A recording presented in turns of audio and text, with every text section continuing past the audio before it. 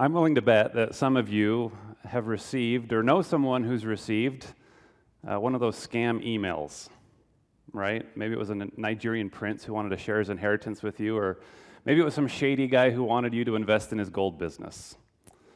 I know people who have fallen for these types of scams, and I always said that if I ever got one of these messages, that I was going to teach that scammer a lesson.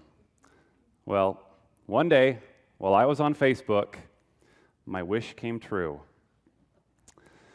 Hello, sir. Well, my name is Joel from Liberia, West Africa. Please, I beg you, in name of God, I need some assistance from you. Business or financial assistance that will help empower me, please. Now, most people would ignore or block this message, but I wanted to know what he had up his sleeve. So I did what most people would never do. I responded, and I said, "Hello, Joel. How can I help?" And Joel said, "Well, I want for us to get into some business. If you can send some used laptop computers, printers, PA sets, and other electronic devices, and let them be modern electronics, not outdated, so they can be sold faster." And I just thought, here we go. This guy is going to try to get me to send him some fancy electronics and then never talk to me again. Because this happens all the time, right? I wasn't falling for it. But I wanted to know how far this guy was willing to go. So I responded again. And I said, "Joel, I would like to talk to you about a different business opportunity. If you're interested." And he said, "By the grace of God, anything that will help me progress and move forward, I'm interested." So the tables had turned, and I was about to send Joel on a wild goose chase. I thought the more time of his that I could waste, the less time that he'd have to spend ripping me or other people off. So I made up a lie. I said, "I work in the photography business. I collect photography from all over the world. If you're able to take pictures of Liberia, I will compensate you for the ones that I like." And Joel said, "Well, it can only be done with advanced phone and good digital camera, which I don't have, but it costs about $125 at D Studio." And I just thought, here we go again. Joel doesn't want to work. He just wants money or electronics. But he wasn't getting off that easy. So I said to him, "Joel, the best photographers can take great pictures with any camera. Even a phone will do." And so I went on to tell Joel that I wanted a picture of a sunset, a beautiful African sunset. I asked him to send that to me. Joel said, "By the grace of God, I'll send the pictures to you between now and tomorrow." Let me show you what Joel sent me. Well, Joel was right about one thing. He was going to need a better camera. So I finally gave in and I bought Joel a camera. Cost me $25 on Amazon. I figured it's a lot better than what he had. And I actually had it shipped all the way to Liberia, and I told Joel to give it another go. And somehow, some way, that little camera made its way all the way to Joel's village in Liberia.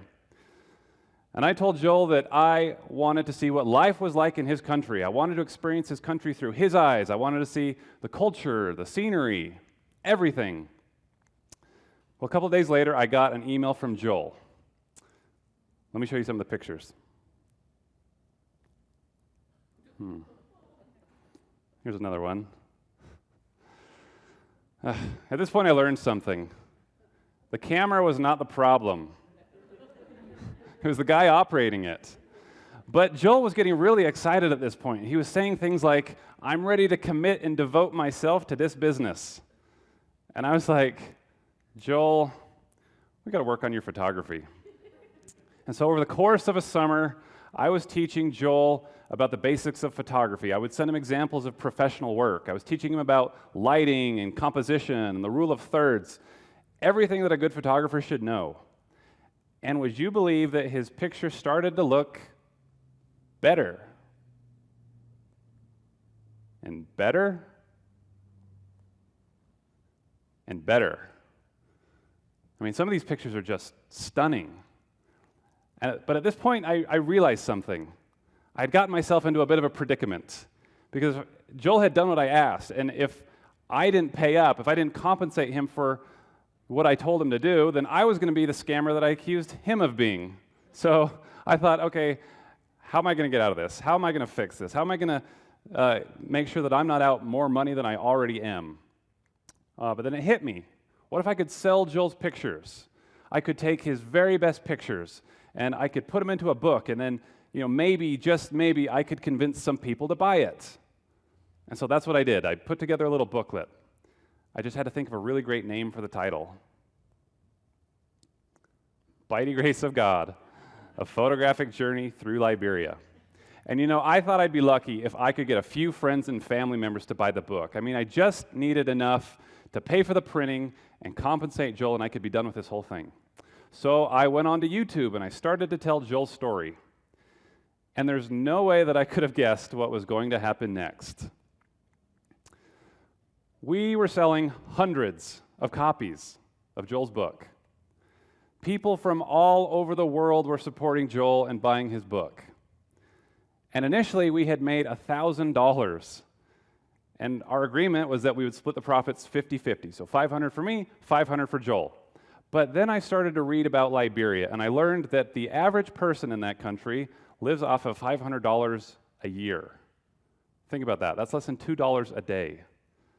I knew I couldn't keep my share. So I told Joel that I would be giving him my share if he promised to give it to charity.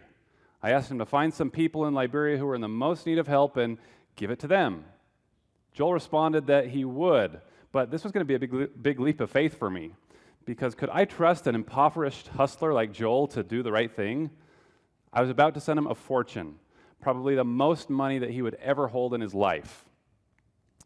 But I decided to move forward, and I withdrew $1,000 cash, and I took it to my local Western Union teller. I wish you could have seen the look on that teller's face when I said that I wanted to wire $1,000 to a guy named Joel in Liberia. I honestly didn't think that I'd ever hear from Joel again. I thought he was going to take the money and run. But a week later, I got an email from him, and I want to show you some of the pictures that came with it. Joel single-handedly provided school supplies for kids in 5 local schools. Book bags and notebooks. Look at their faces. I love this picture of Joel with a crown inadvertently over his head. Turns out that he was more of a saint than a scammer. After I started sharing this story, I was getting the most heartfelt messages from people all around the world, saying how touched they were. They mentioned how Joel inspired them to look at people differently. There was this restaurant owner in Australia who put out a tip jar to raise money for kids in Liberia. Every couple of weeks, he would take the money and he would wire it to me, and I would wire it to Joel. I had a professional photographer who contacted me, and they said, I think that Joel could probably use a better camera. This guy in little war-torn Liberia had no idea that he was inspiring millions of people all around the world. And I just knew that deep inside, this was a guy that I needed to meet. A year ago, Joel was behind on his loans and he was struggling to provide for his family. Now he was not only supporting himself and his loved ones, but his community as well. He turned what was a moment of desperation into an opportunity that helped the people around him. Today, we continue to raise money for schools and orphanages in Liberia. And we also invest in other entrepreneurs like Joel, with the goal of helping the Liberian people become self-sustainable.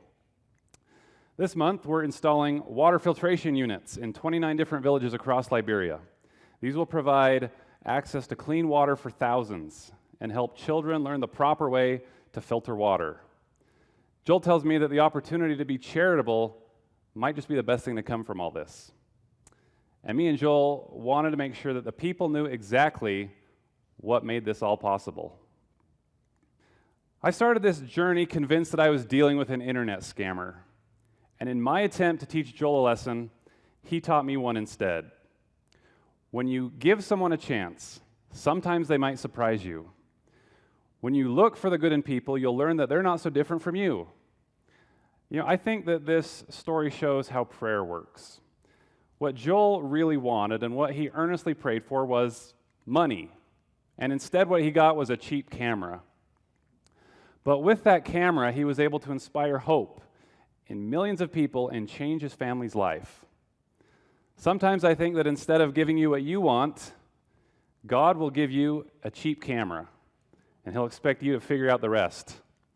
And the journey you'll then take will make all the difference. God will answer prayers, but sometimes he'll need you to be that answer. My message today is that you should be that answer. On days when I can't find God and it doesn't seem like he hears me or cares about what's going on in my life, I return to a situation a year ago when I know that he thought enough of me to send me a request for help. So take a chance on people. You'll find something in your own life that you didn't even know was missing. Thank you.